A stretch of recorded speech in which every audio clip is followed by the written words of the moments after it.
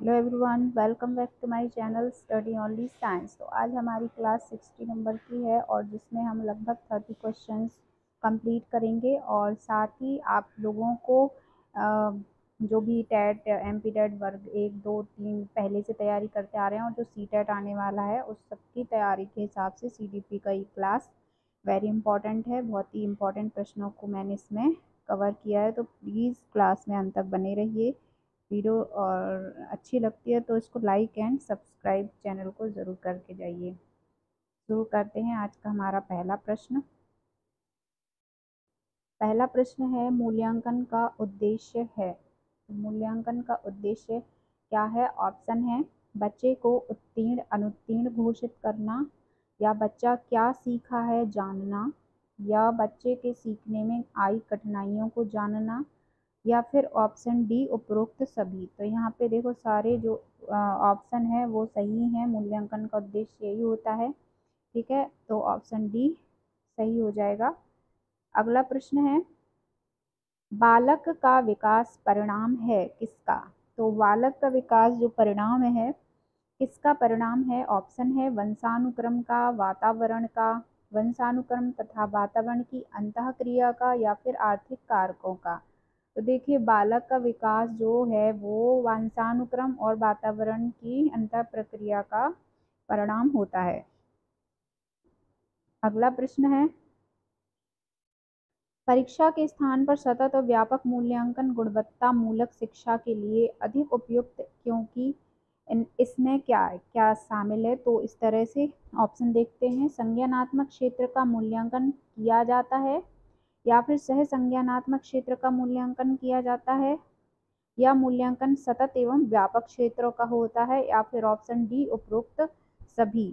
तो इसका जो है परीक्षा के स्थान पर सतत व्यापक मूल्यांकन की गुणवत्ता मूलक, ठीक है, तो इसमें उपयुक्त ये तीनों सभी होंगे। इसका आंसर डी हो जाएगा, उपरोक्त सभी, ठीक है।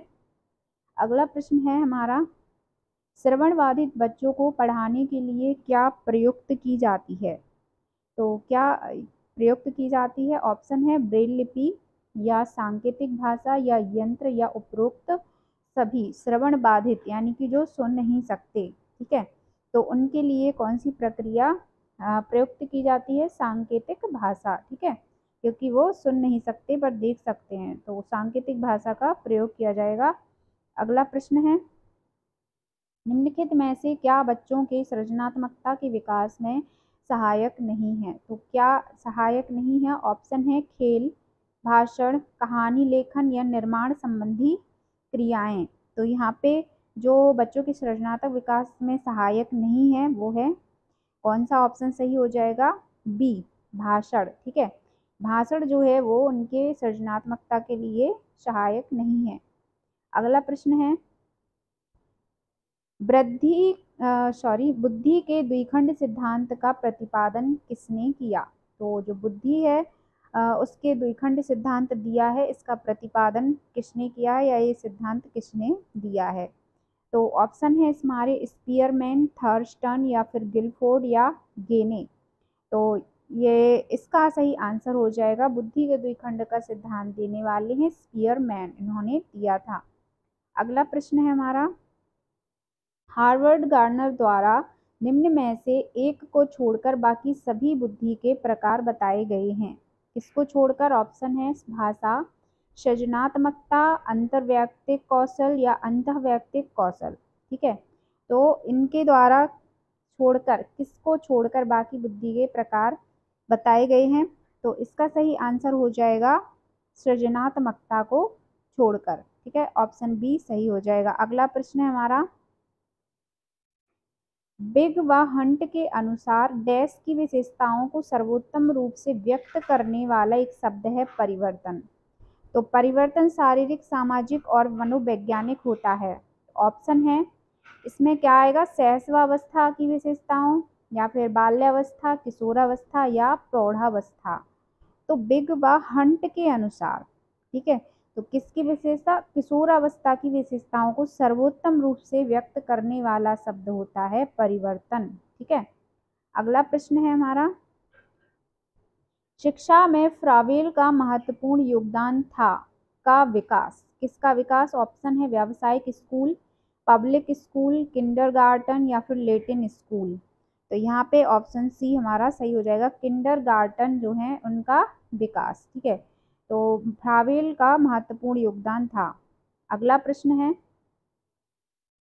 एक बच्ची को उसके पिता चहलकदमी करा रहे थे। बच्ची जानती थी कि चिड़िया जैसी चीजें होती हैं, परंतु उसने कभी पतंग को नहीं देखा था। पतंग को देखकर उसने कहा, चिड़िया को तो देखो। उसके पिता ने कहा, यह एक पतंग है। यह उदाहरण दिखाता है, क्या दिखाता? ऑप्शन है सम्मिलन, समायोजन, संरक्षण या वस्तु का प्रदर्शन। तो इसका सही आंसर हो जाएगा सम्मिलन। ठीक है, ऑप्शन नंबर ए करेक्ट हो जाएगा। अगला प्रश्न है, सीखने का क्लासिकल कंडीशनिंग सिद्धांत प्रतिपादित किया था। तो ये किसने दिया था? ऑप्शन है स्किनर, पावलोव, थॉर्नडाइक या कोलबर्ग। तो जो पावलोव हैं उन्होंने सीखने का क्लासिकल कंडीशन रखा था, जिसमें उन्होंने एक कुत्ते पर और जो चूहे पर उन्होंने प्रयोग किया था। ठीक है, अगला प्रश्न है, निम्नलिखित में सृजनशीलता का प्रमुख तत्व क्या नहीं है? ऑप्शन है मौलिकता, अनुशासन, धारा प्रवाहता या लचीलापन। तो सृजनात्मकता का प्रमुख तत्व क्या नहीं होगा? ऑप्शन हमारा कौन सा इनमें से सही हो जाएगा? Option number b. ठीक है, अनुशासन जो इसका प्रमुख तत्व नहीं है, सृजनशीलता। ठीक है, अगला प्रश्न है, संकेत अधिगम के अंतर्गत निम्नलिखित सीखा जाता है। क्या सीखा जाता है संकेत अधिगम में? ऑप्शन है मनोविज्ञान, पारस्परिक अनुकूलन, वातावरण या मनोदैहिक। तो संकेत अधिगम के अंतर्गत, ठीक है, तो यहाँ पे ऑप्शन हमारा बी सही हो जाएगा, पारंपरिक अनुकूलन। ठीक है, तो ऑप्शन बी करेक्ट हो जाएगा। अगला प्रश्न है, सीखने के प्रयास और भूल सिद्धांत के प्रतिपादन क्या है? ठीक है, या फिर किन्होंने किया है? तो ऑप्शन है हमारे सामने कोहलर, थॉर्नडाइक, पावलोव या स्किनर। तो प्रयास और भूल का सिद्धांत किसने दिया था? ये दिया था थॉर्नडाइक ने। तो ऑप्शन बी सही हो जाएगा। ठीक है, अगला प्रश्न है हमारा, एक कक्षा में व्यक्तिगत विभिन्नताओं के क्षेत्र हो सकते हैं। ऑप्शन है रुचियों के, सीखने के, चरित्र के या उपरोक्त सभी। तो किसी एक कक्षा में व्यक्तिगत भिन्नताओं के क्षेत्र कैसे हो सकते हैं? सभी तरह से हो सकते हैं। ठीक है, ऑप्शन डी सही हो जाएगा इसका। ठीक है, रुचियों के अनुसार भी विभिन्नता होती है, सीखते हैं कुछ बच्चे और कुछ बच्चे अनुशासन में रहते हैं, यानी चरित्रवान होते हैं बहुत ज्यादा। अगला प्रश्न देखते हैं हम, एक 13 वर्षीय बालक बात बात में अपने बड़ों से झगड़ा करने लगता है और हमेशा स्वयं को सही साबित करने की कोशिश करता है। वह विकास की किस अवस्था में है? ऑप्शन है प्रारंभिक बाल्यावस्था, किशोरावस्था, युवावस्था और बाल्यावस्था। तो ये कंडीशन जो है ये कोलबर्ग की है, जिन्होंने नैतिक विकास के सिद्धांत दिया है, उसी से संबंधित है। तो इसका सही आंसर क्या हो जाएगा? किशोरावस्था में। ठीक है, किशोरावस्था में क्या होता है कि वो अपने को सही साबित करने की कोशिश करते हैं। अगला प्रश्न है, शिक्षा मनुष्य में अंतर्निहित क्षमता का परिपूर्णता में विकास करते हैं। यह कथन किसका है? ऑप्शन है स्वामी विवेकानंद, स्किनर या फिर पेस्टोलॉजी या रविंद्रनाथ टैगोर। तो शिक्षा मनुष्य में अंतर्निहित क्षमता का परिपूर्णता में विकास करते हैं। तो इसका आंसर सही हो जाएगा ऑप्शन ए, स्वामी विवेकानंद का कथन है। अगला प्रश्न है, निम्न में से कौन विशिष्ट अधिगम विकलांगता का उदाहरण है? तो विशिष्ट अधिगम विकलांगता का उदाहरण कौन सा है देखते हैं। ऑप्शन मानसिक मंदता, dyslexia, attention deficit hyper disorder या फिर ऑटिज्म। तो इसमें जो है विशिष्ट अधिगम विकलांगता का उदाहरण कौन सा हो जाएगा?